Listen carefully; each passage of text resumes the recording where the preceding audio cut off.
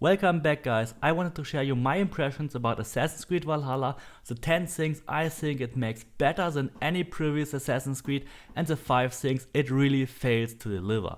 But let's first jump into the positive things. Number 1. Many people were confused that in Assassin's Creed Odyssey, legendary gear was not really the best gear. Epic armor pieces had more engraving slots and could have better engraving combinations than legendary gear. Now this is completely different in Assassin's Creed Valhalla because now the legendary gear or mythical gear, how it's called in Valhalla, will finally be the best gear again. And the system is made even better because you can upgrade every gear into mythical status.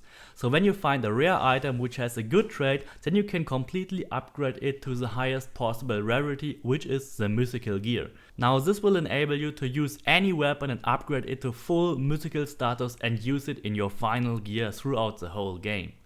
Number 2. You're also no longer forced to reload blacksmith because you can completely fully customize your gear.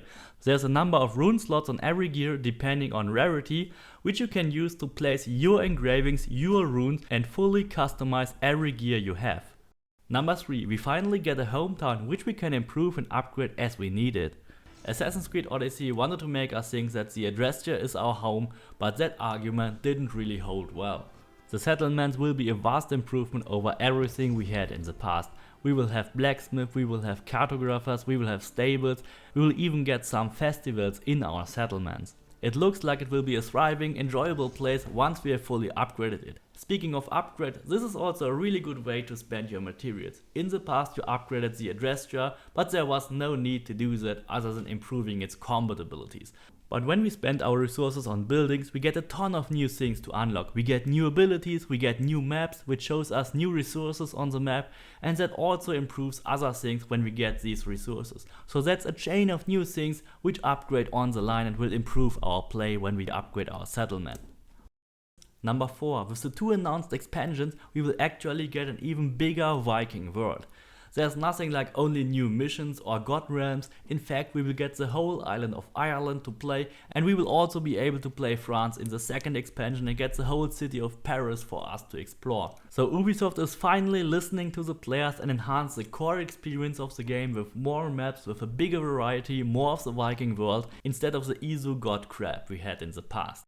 We will most likely not have to explore the same boring tombs all over again and again. In Assassin's Creed Odyssey, these tombs were so repetitive, it were the same hallways, the same staircases, the same columns.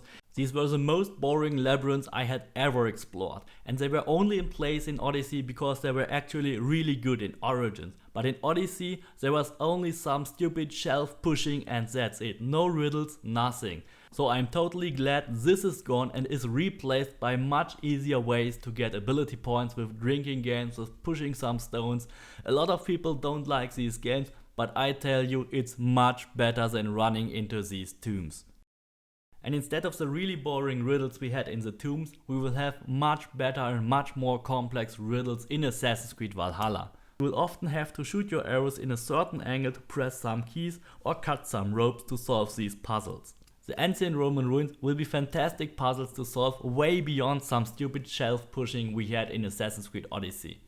There is a chance that these puzzles will be very repetitive, but from what I've seen I hope they will be as good as in Zelda games, but we will see if that's really true.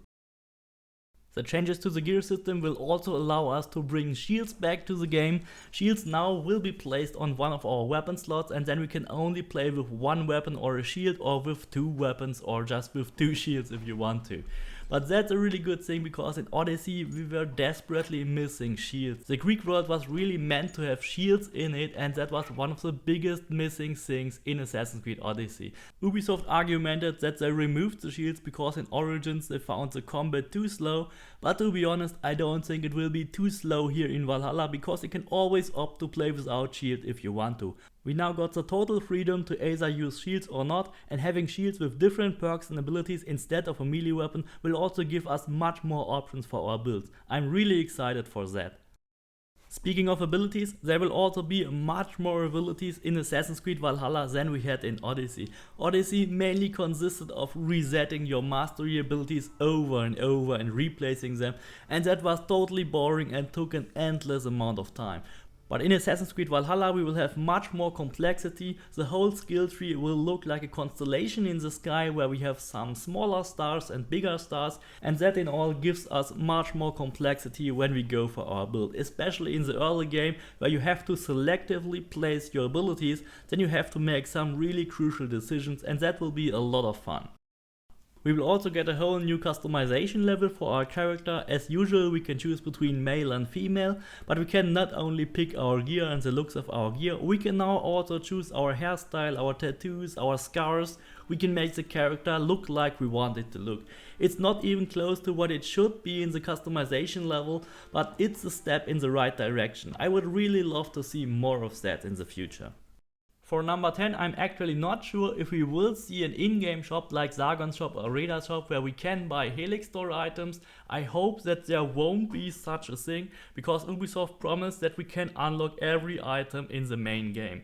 But what that means, we have already seen at Sargon's shop in Odyssey, we had a ton of Helix store items which we theoretically could have unlocked in the main game, but that would have taken years over years to unlock them. And that's really something I hope we won't see again here.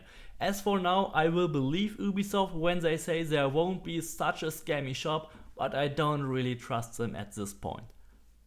But now let's see what makes Valhalla bad in my opinion. The first thing I'm really upset about is that we have the Vikings, we have the Viking ships and we can sail, and the Vikings are really famous for crossing the ocean and to discover America. But there will be no ocean to cross, there will be no sea battle whatsoever. And that's a real letdown here. Assassin's Creed Odyssey really lived up on the exploration feature that you can discover new island and stuff like that. And it also expanded the map in a really great way, because on the seas there was always something happening with pirates, with Athenian ships, with Spartan ships. Of course I can understand that the sea battles and the exploration wasn't really the thing for everybody. But really, come on, we have the Vikings, we have England, we have Ireland, we have France, we will have Norway, we will have North America. Everything should have been connected with a great sea which can be explored with the Viking ships. And that's my really huge number one letdown. The second big feature which I think will be very annoying for many players is that you have to use the consumable items to refill your health. Of course that's all done automatically and you just have to have some rations to refill your health, but at some point you will just run out and then you die. Refilling your health was a lot more modern, a lot more for the masses, and I don't think we really need these deep RPG features in an Assassin's Creed game. What I'm also a bit worried about is the potentially shorter lifespan, because there are already rumors that there will be a new Assassin's Creed game in 2021. I think that might actually be true, because 2 times in a row, 2 years between Assassin's Creed games, that's probably too much for Ubisoft, and they will rather push out a new game in 2021. So if that's the case, then we will probably see a very short lifespan of the game, and after the summer expansion it will likely be all over with this game. Hopefully that's not the case, but I still think we will see another Assassin's Creed game next year, and if they can really support 2 games at the same time, I don't really believe it. Another thing that bothers me a bit is the increased brutality of this game. Especially for me as a content creator, I have to make sure that the videos I make are not so brutal. And what we've seen here in the trailers have been heavily on the edge of being too brutal for YouTube. So I hope I will still be able to make a lot of cool videos about it without having to pay the price for it. So please don't mind when I will disable BloodFX and stuff like that when you see my videos, because I really have to do that. Last but not least, I think the game is still running in the same old path and not reinventing anything major. We will have to defeat some druid cultists, we will have to defeat some kings, we will have to defeat some cities. So when we reduce the main story to these things, then it is again a huge letdown. We have seen it all, the mythical creatures, the cultists, the druids, whatever. It's all the same, a different skin, a new game every year. I hope there will be some substantial improvements in the future, otherwise I don't see where this series is really going to go. So that's it for the good things and the bad things. Special thanks to ItsJordanDoes who sent me all the footage for this video. Please also check out his channel, it's linked in the description. Please don't forget to subscribe, leave me a like, and see you next time.